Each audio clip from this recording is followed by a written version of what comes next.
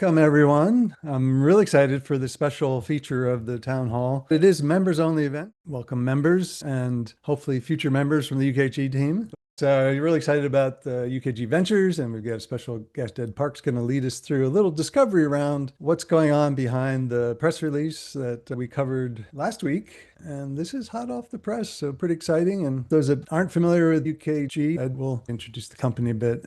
For those on the event site, certainly feel free to click on the show registrants there under the session tab, and you'll get to see who else is registered. And as they file in, they'll get the green check mark. So later on, you can look at it and go, oh, yeah, that's right. I remember Vivek said something really interesting. I need to connect with Vivek about that. So there we go.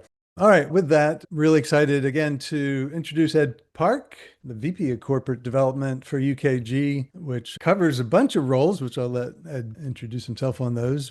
It's a great VIP spotlight here for Thursday's town hall. Thank you for coming and look forward to learning more about ventures. All right. Thanks all for joining. I realize everyone has full days and full schedules and appreciate the chance to talk about a new initiative at UKG. So some really quick backgrounds on the business as well as myself. So UKG in the human capital management, workforce management space, we're about 5 billion in revenue, private equity backed. We were formed through the merger of Ultimate Software and Kronos in 2020. And our headquarters are in the Boston and Miami West area in Florida.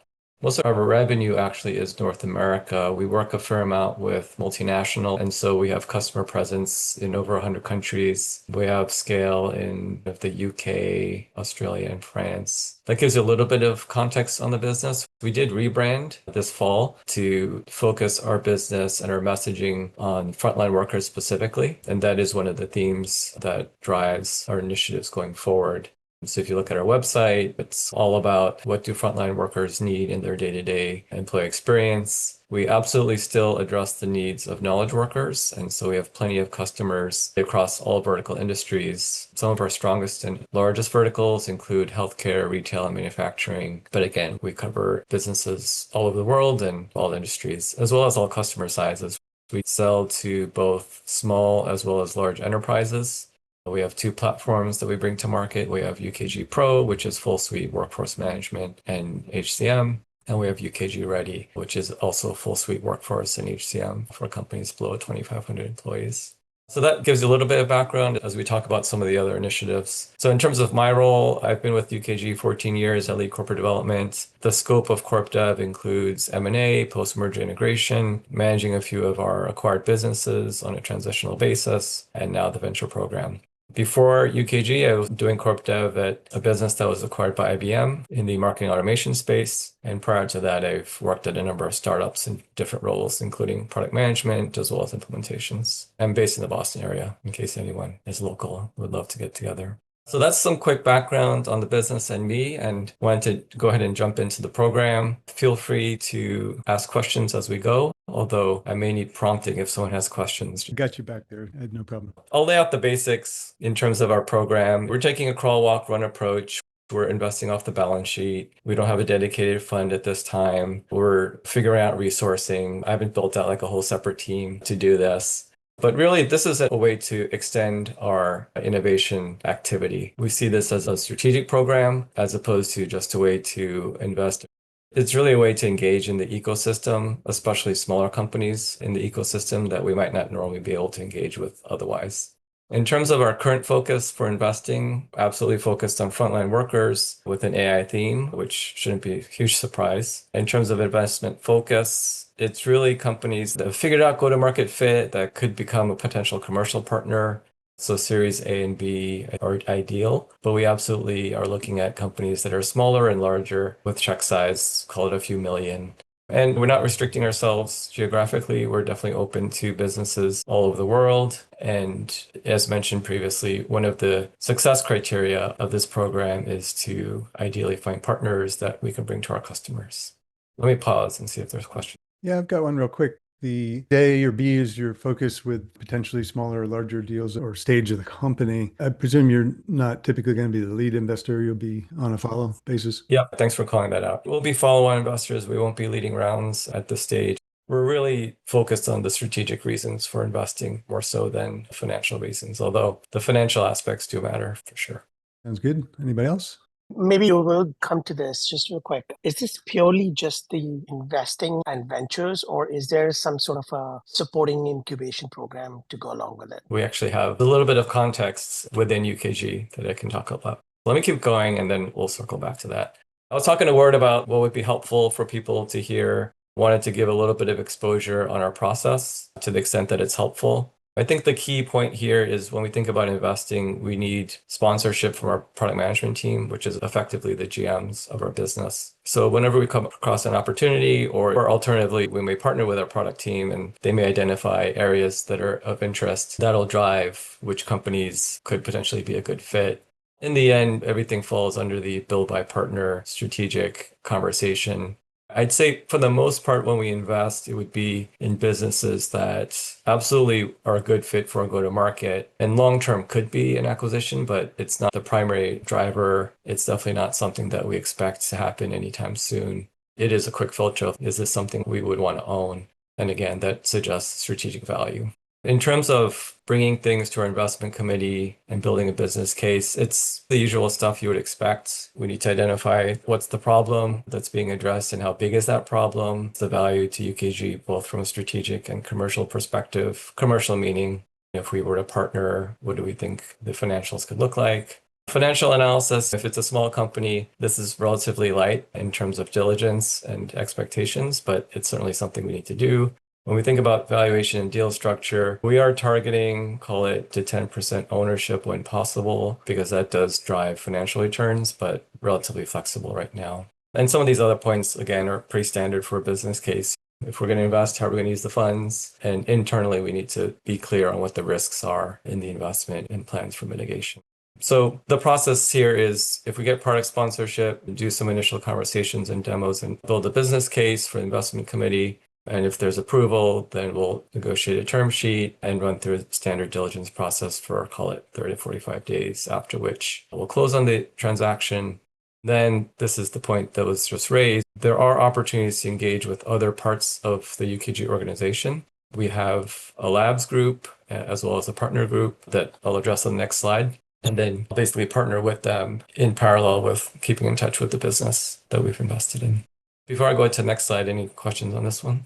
Are there any particular investments that you'd want to make? The short answer is we need to keep the scope broad enough that there's enough activity. So that's why the general guardrails of AI and frontline is how I framed it. In any given year or at any point in time, our team will have different strategic priorities that would drive where my team would be driving attention. So at this time, I don't have anything specific that I would say we're only going to look at deals in this area. I think if there's something that's complementary or disruptive, we absolutely would take a look and consider it if it's in our space. And as big as the HCM market is, it's actually not that big. I see your point. I just know that there are some particular things that challenge that frontline space, and there's a lot of different ways this is going. A lot of very specific problems that need to be tackled and that AI and things like that can start to address in a different way. To be completely candid, we're just getting started out. I would love to be able to build a set of investment theses on the top areas where we want to spend our time. We're not there yet. Are there areas, Ed, that you would just strictly say this is not an area that you want to consider within HCM? What don't you want? It's a good question. I'd have to think about it to the extent that it's helpful. If there's things that we know we're building out right now and overlap too much with our roadmap, we probably wouldn't invest. But that's the piece that I realize people don't have visibility into. We're going to see it, right? No, I'm just kidding. Put it out there. We're not recording. Oh, yes, we are. Yeah. Ed, you have a couple guests from your team on the call. I don't know if now's a good time to introduce them. Paula helps out on the transaction and operations side, and Steve helps manage some of our acquired businesses on the ops side. Great. Welcome.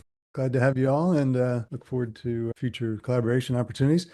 Vivek, did you get your question answered? Okay. Yeah, I would definitely want to know a little bit more. I'll probably want to do an offline conversation. Sure. Happy to chat. So Ed, a question from my perspective. We run across a lot of earlier stage companies that are looking to raise capital. What's the right way a smaller HR tech company to approach UKG? They can just reach out to me and I can help figure out the right way to engage. And that's a great segue, Alan. Thank you for that. Ed, I think the next slide helps answer that, right? Yeah, in parallel to our venture activity, we do have a labs team that's an accelerator. They do work on a cohort by cohort basis, and so you have to apply to the program. It's really focused on businesses that haven't established go-to-market fit yet, because we can provide some value in pilots, whether it's internally or with customers. We're developing and building out a set of experts within our business that can provide some advice, whether it's technical, legal, financial, etc. We provide sandbox access to our platform, and there's some other benefits like participating in our customer conference. This labs effort sits under product management. It doesn't sit under corp dev, but it's absolutely a way to both get ideas for investment as well as to potentially send ideas for investment. Like if we invest in an early stage company, then we could potentially send them to labs to accelerate their growth. Meanwhile, for companies that are a little bit bigger, we have our standard partner program. Generally speaking, it is meant for companies that a little bit more scale and are ready to scale. We have a few different tiers in our partner program, as you can see here. It can be anything from just doing light integration to OEM, or there's this new model that we've added, which is Premier, a way to address the fact that doing an OEM takes forever. It's hard to really bring value for partners unless sales really is giving attention to the partner. So we have this Premier tier where sales gets quota credit at that level. And so these are ways that companies can engage with UKG. They can be either with these guys and then the ventures, or vice versa. These are programs that are established and available on our website for more information. So each of those has their own applied process. Yep, they have their own applied process. The Global Partners organization sits under our go-to-market team, so effectively sales, and the labs sits under product management. Interesting. Okay, nice. But you all coordinate in different respects. Yeah. Fantastic. We'll have to get them on separately to hear their side of the story. Ed, for the companies that are involved in the partner program or UKG Labs, how do you all think about M&A decisions with the organizations that you are already in touch with? What causes you to say, okay, this is one that we might want to acquire? That's a good question. We're refining our process right now. Ultimately, acquisitions follow corporate strategy. We're not the ones that are hard on, okay, we have to buy this company for X, Y, and Z reasons. It's really, what are our strategic priorities at any given time? What's our long-term plan? There might be certain markets or capabilities that are needed to progress that long-term plan. And then that's where we'll look at whether it's labs or partners or the outside market to figure out which ones are higher priority. That's the proactive version. Of course, there's the reactive version where if a company's for sale, we have to take a look and we have to think about prioritization and timing, things like that. On the proactive side, is it typically going to be a business unit leader coming to you saying, hey, this is a priority of ours? Or I'm in conversations with one of our partners, I think maybe we should own this. Does it usually come from the business unit leaders? That's the ideal process, yes. Okay. It doesn't always work out that way. We're maturing our process. You date before you get married. Yeah, the ultimate decision makers, just so you know, it is the product and GMs that are going to be accountable for acquisitions. So they're going to be the ones that I'll work with to figure out priorities, whether it's built by our partner, and then that will drive where we spend our time. Nice. Before you move on, there was a question in the chat from Jim. I assume all partner types drive quota credit. I don't know if that's under your purview or not. I was focused here on the tech partners. So I don't know if you're asking about SI partners and things like that. No, I wasn't including SI partners, mostly the ISV space. I like the model that you've built because it gives the equivalent of a diamond, gold, silver level, a way to move up within your segmentation. I like to see those tiers. And the salespeople have stake, right? When you can really get that collaborative go-to-market, it makes for a much better client outcome. Yeah, for sure. Is your acquisition strategy the try before you buy? So you're looking at your ecosystem first and foremost, at who we're already engaged with and what value are they bringing, finding the swim lanes between what you're developing and build, buy, borrow, so to speak. We absolutely do monitor our partner ecosystem to see which one makes sense to explore for M&A, but it does fall back on the process I mentioned earlier, because we have tons of partners, and how do you prioritize? So it goes back to our corporate strategy and priorities. So one example, just to give some color, we made an acquisition of a business called Amita in the global apparel space, and they were a partner. And on top of that, our leadership had a number of discussions on global payroll being a strategic priority. So that's what kind of bumped them up in terms of how we wanted to engage with them. So sometimes, again, just to give a little bit of behind the curtain thinking, if we're going to go to the extent of OEMing a business, which is a big deal and a big effort, we have to consider, should we buy them instead? Now, again, when does that happen? It falls back on our priorities, but if we're thinking about OEMing something, we appropriate to think about buying as well. So my last slide, and appreciate people keeping it interactive. These are the names that were mentioned in our press release.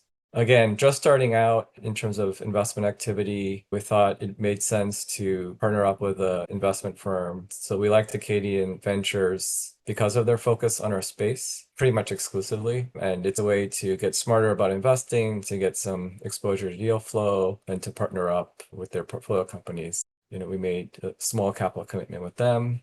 Financial Wellness Labs. So we have our customer conference this week, and there's like a ton of press releases, but this fits into our strategy of offering a set of solutions for the frontline workers called a Frontline Worker Network, basically offering a number of benefits for their wellness, whether it's financial or health, etc.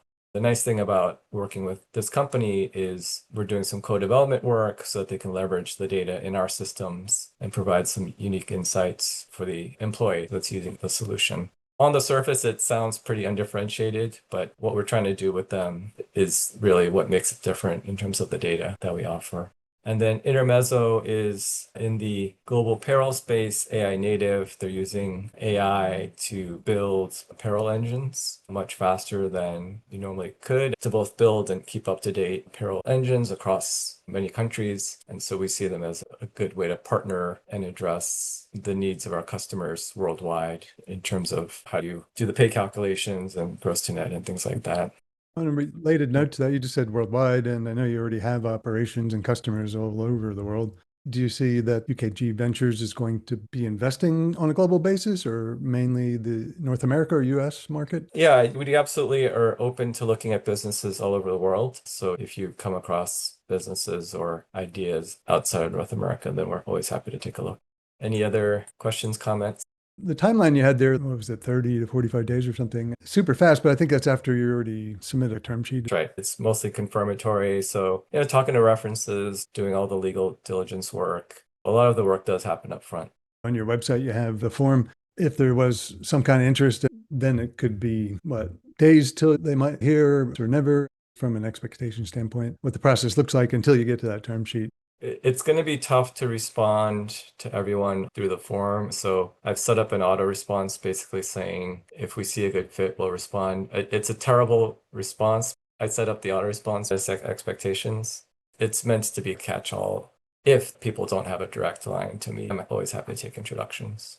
I would imagine you'd prefer to have somebody like Alan Bourne here as a conduit to shepherd and curate those introductions. Yeah, absolutely. And as we progress thinking, and if there are certain areas where we are interested in spending time, whether it's for M&A or investment, that's where I would share some of those thoughts, especially with advisors.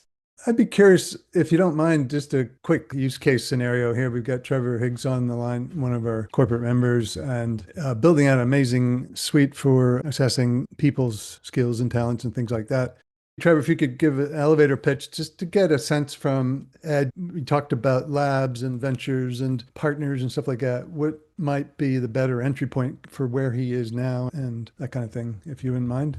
So Ed, hi, Trevor Higgs, CEO, Catalyzer, Receipt at this point. Our pitch is that we're filling in a functional gap that's in almost every HCM, which if you look at your 9-box, you can quantify people's performance, but you can't quantify people's potential, right?